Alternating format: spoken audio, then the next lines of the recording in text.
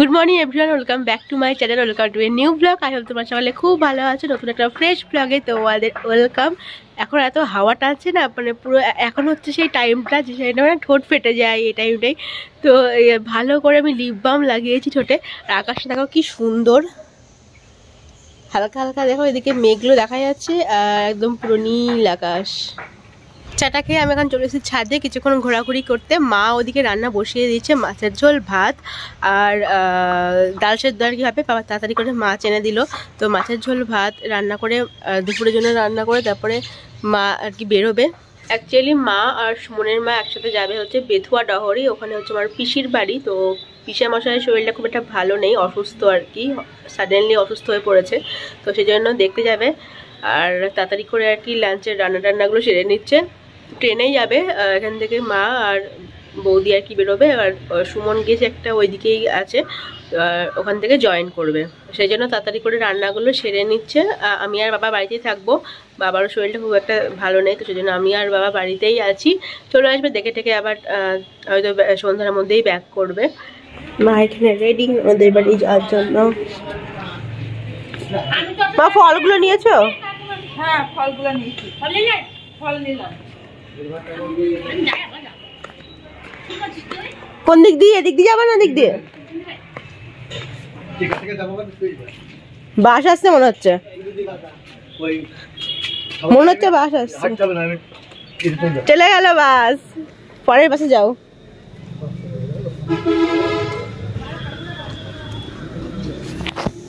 স্ট্যান্ডেল সেরে পুজো দিয়ে আমি এই জাস্ট ছাদে এলাম। ছাদে এসে মাকে ফোন করলাম, আর ট্রেনে উঠে গেছে, আর আধ ঘন্টা মতো লাগবে পৌঁছতে। আজকে ওয়েদারটা মেঘলা মেঘলাই আছে, তার সাথে হাওয়াও দিচ্ছে। আমার রক্তগাঁদা গাছে ফুল এসেছে, যেটা তোমাদের দেখানো হয়নি। নিজে হাতে গাছ লাগালে ফুল আসার পর যে কি যে আনন্দ হয়, খুব ভালো লাগে। অনেক কটা বেশ ফুল এসেছে, তোমাদের দেখাচ্ছি।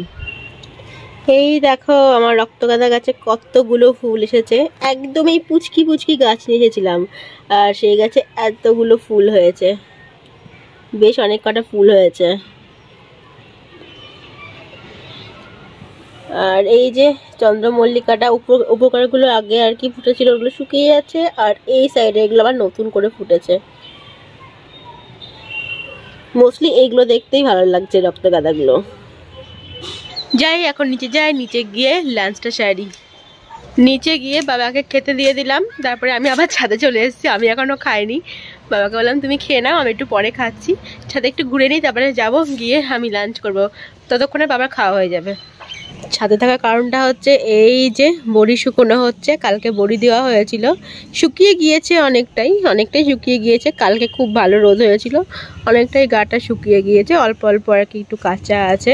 তো কাউকে না কাউকে ছাদে থাকতেই হবে, না হলে পাখি আসতে পারে, হনুমান আসতে পারে, অনেক কিছুই আসতে পারে। সেই জন্য আমি ছাদে আছি, বাবা খেয়ে এসে তারপর ছাদে আসবে, তারপরে আমি যাব খেতে। তো এই যে বড়ি শুকানো চলছে এখানে। তো আই থিঙ্ক সব বাড়িতেই শীতকালে এরকম বড়ি টড়ি হয়, আমাদের এখানে তো সব বাড়িতেই আর কি বড়ি দেওয়া হয় এই শীতের টাইমটাতে। আর কলাইয়ের ডালের বড়িটা খেতে সত্যি আমারও ভীষণ ভালো লাগে, আমার জন্যই মাকে আর কি দিতে হয়। আমি খুব পছন্দ করি কলাইয়ের ডালের বড়িটা। আর যেটা বিউলির ডাল হয় সেই ডালের বড়িটা আমার অতটা ভালো লাগে না, মানে সেই টেস্টটা থাকে না। কলাইয়ের ডালের বড়ি দিতে গিয়ে কি খাটনিটা একটু বেশি হয়, প্রচণ্ডই খাটনি আছে, তবে কি খেতে খুব ভালো লাগে। আমরা সবাই পছন্দ করি, মেনলি আমি একটু বেশিই পছন্দ করি। যে বড়িগুলো দেখলে সব কটা হচ্ছে আমার হাতে বসানো বড়ি, আমি ভালোই পারি আর কি বড়ি বসাতে। মা আর কি লুফিয়ে দেয়, ফেটিয়ে দেয়, আর আমি ফটাফট বড়িগুলো বসিয়ে দিই। এই হচ্ছে আমাদের কাজ। মা ওদিকে ওই ফাটাই, আর আমি হচ্ছে বড়ি বসাই। এই কাজটা বেশ আমি কিন্তু বেশ ভালোই পারি। চলো ভাতটা বেড়ে নিই।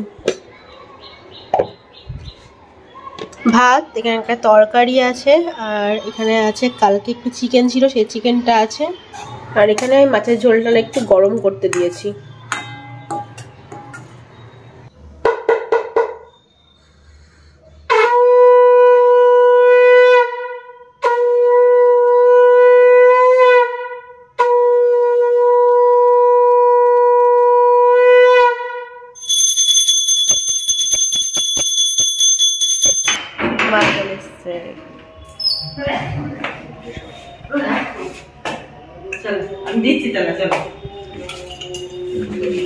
কি বলো, কি খবর?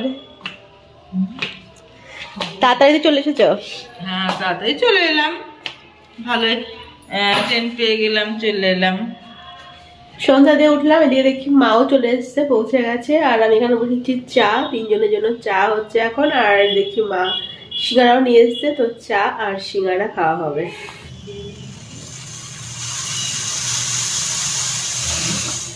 চা করে আমি ওই ঘরে বাবাকে দিয়ে দিয়েছি, আর মাটা ডেকে রাখলাম, মা ফ্রেশ হচ্ছে। আর আমার চাটা নিয়ে চলে এসেছি বিছানায়। এই যে এখন একটা মুভি চালাবো, কয়েকদিন ধরে আমার মুভি দেখা খুব নেশা হয়েছে। একটা করে মুভি চালাচ্ছি, দেখছি এই ফোনে, একটা করে মুভি চালাবো, দেন তারপরে চাটা খাবো। তোমাদের বললাম যে একটা মুভি দেখবো, কিন্তু মুভি আর আমার দেখা হয়নি। মায়ের সঙ্গে গল্প করছিলাম, মানে কি ব্যাপার না ব্যাপার সেগুলোই শুনছিলাম, যে কেমন আছে না আছে। যাই হোক, আমার ডিনারও কিন্তু কমপ্লিট হয়ে গেছে। এতক্ষণ বসে গল্পই হচ্ছিল, তারপরে আমার কিছু কাজও ছিল ফোনে, সেগুলো করছিলাম। ডিনারে আজকে ওটস রুটি খেয়ে নিয়েছি, একদম হালকা পাতলা ওটস রুটি। তখন বেজে গেছে ঘড়িতে 10:30।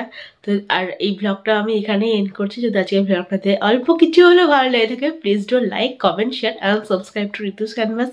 তোমার সঙ্গে দেখা হচ্ছে নতুন কোনো ব্লগ নিয়ে। Till then stay happy, stay safe, good night, bye by.